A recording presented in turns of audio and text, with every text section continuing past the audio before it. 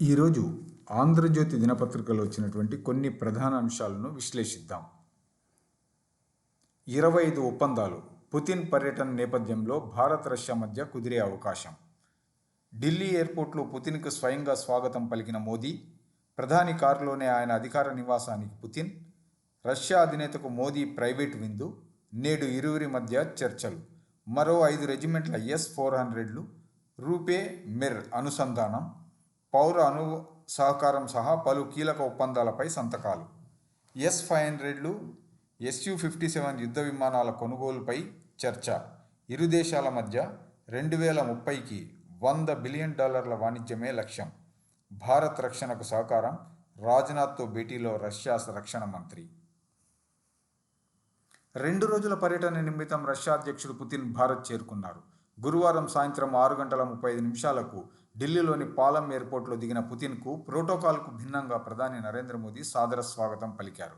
కళాకారులు సాంప్రదాయ నృత్యం చేస్తుండగా విమానం దిగిన పుతిన్ను ఆత్మీయ ఆలింగనం చేసుకున్నారు.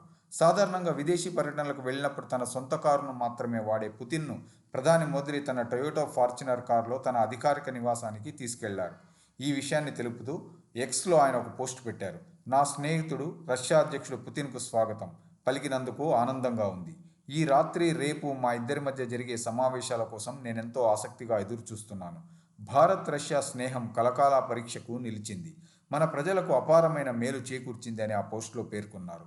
ఆ తర్వాత పుతిన్కు ఆయన ప్రైవేటు విందించారు.